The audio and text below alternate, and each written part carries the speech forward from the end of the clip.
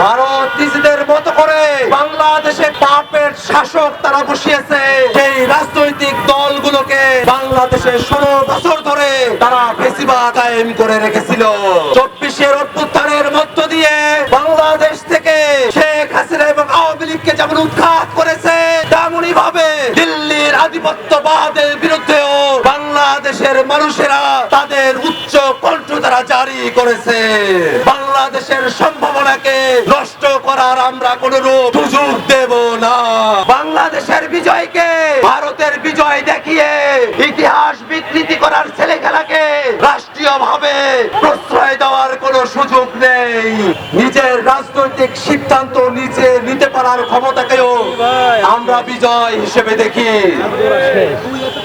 কিন্তু 71-এর 16 ডিসেম্বরের পর থেকেই এই বাংলাদেশের রাজনৈতিক সিদ্ধান্ত বাংলাদেশের রাজনীতিবিদরা নিজেরা গ্রহণ করবে, ভারতের তাবেদাররা সেটা সহ্য করতে পারে নাই। ভারত নিজেদের মতো করে এই বাংলাদেশে তারা পাপের শাসক তারা বসিয়েছে, পাপের রাজনৈতিক দল তারা তৈরি করেছে। সেই রাজনৈতিক দলগুলোকে তারা ফুলিয়ে ফাঁপিয়ে বাংলাদেশে 16 বছর ধরে তারা ফেসিবাদ কায়েম করে রেখেছিল। 24-এর অভ্যুত্থানের মধ্য দিয়ে বাংলাদেশের জনগণ বাংলাদেশ থেকে ওই ভারতের পাপের স্বৈরাচার শেখ হাসিনা এবং আওয়ামী লীগকে যেমন উৎখাত করেছে, তেমনই ভাবে বাংলাদেশে ঘিরে থাকা দিল্লির আধিপত্যবাদের বিরুদ্ধেও বাংলাদেশের মানুষেরা তাদের উচ্চ কণ্ঠ তারা জারি করেছে। এই বাংলাদেশকে আর দিল্লির আধিপত্যবাদের মধ্যে দিয়ে বাংলাদেশের সম্ভাবনাকে নষ্ট করার আমরা কোন সুযোগ দেব না। অত্যন্ত দুঃখের বিষয়, আজকে 16 ডিসেম্বরকে নরেন্দ্র মোদী ভারতের বিজয় দিবস হিসেবে উল্লেখ করেছে।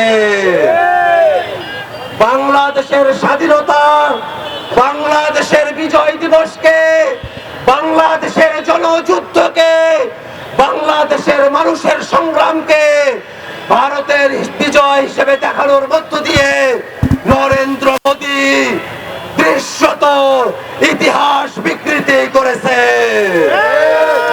বাংলাদেশের জনগণের সাথে লেগে থাকা ইতিহাসকে বিকৃতির দায়ে অবিলম্বে নরেন্দ্র মোদীকে তার বক্তব্য প্রত্যাহার করতে হবে এবং অন্তর্বর্তীকালীন সরকারের কাছে আমরা আহ্বান জানাই, এটা কোনো ছেলে খেলা নয়।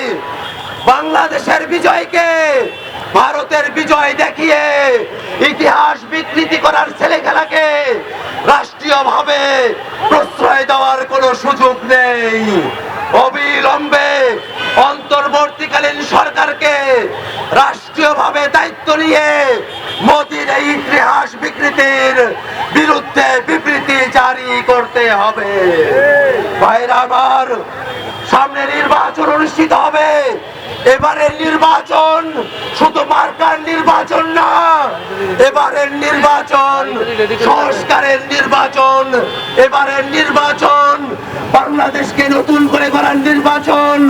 অতএব বাংলাদেশের জনগণকে এবং জাতীয় নাগরিক পার্টির সকল প্রার্থীকে আমরা আহ্বান জানাই, জাতীয় নাগরিক পার্টির কথা শুধু নয়, সংস্কারের পক্ষে হ্যাঁ ভোট যাতে জনগণ প্রদান করে তার জন্যই আমরা আমাদের ক্যাম্পেইন চালিয়ে যাব।